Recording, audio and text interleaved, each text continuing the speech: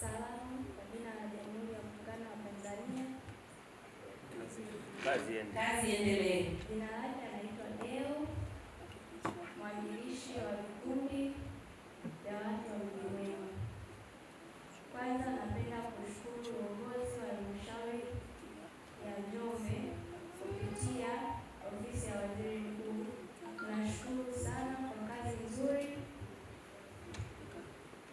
kwa kuweka mipango mizuri kusaidia vikundi vya vijana, wanawake na watu wenye ulemavu, kwa kuwasaidia kuwapa mikopo wa 10%.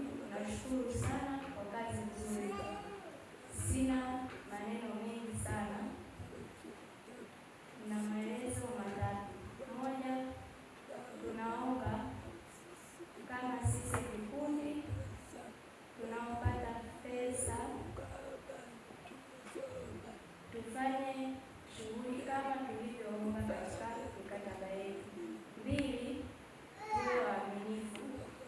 3, kurejesha fedha kwa wakati, tusicheleweshe, tufuate muda, kuondoa usumbufu kwa maafisa kufuatilia pesa za mikopo. Hii sio nzuri, tunaomba tufuate muda wa kurejesha pesa hizo ili na wengine waweze kupata mikopo hiyo. Asante. Mgeni rasmi, Mheshimiwa Mkurugenzi, Mheshimiwa Makamu Mwenyekiti wa Halmashauri ya Mji wa Njombe, kwa niaba ya kundi la vijana tunapenda kutoa shukrani zetu za dhati kabisa kwa kutuwezesha sisi kupata mkopo huu.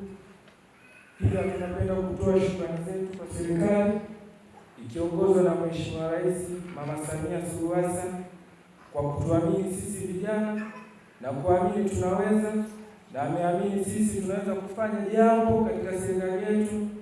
Sisi tunamshukuru sana. Pia tunapenda kutoa shukrani zetu kwa halmashauri ya Njombe kwa kuamini sisi tunaweza, na tumepata hapa, tunaona vijana ilikuwa tatizo. Kwa niaba ya vijana sisi tunaenda kuhakikishia pesa tulizopata tunaenda kufanya kwa malengo haya yaliyokusudiwa, kuhakikisha tunalipa mikopo yetu kwa wakati na kufanya watu wengine wanufaike kama sisi. Asante sana kwa kusikiliza.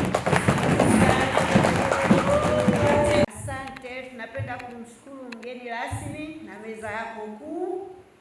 Mimi ni mwakilishi wa vikundi vya wanawake. Tunapenda kutoa heshima kwa Rais Dr. Samia Suluhu. Tuwashukuru madiwani wetu mliofika siku ya leo.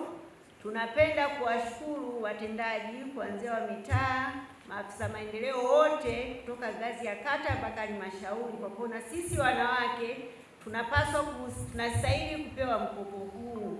Na sisi tunakuahidi mgeni rasmi leo, tutafanya kazi kwa bidii ili tuweze kurejesha marejesho yetu kwa wakati bila kufeli mahali popote. Hatuna neno zuri la kusema zaidi ya asanteni, asanteni, asante sana.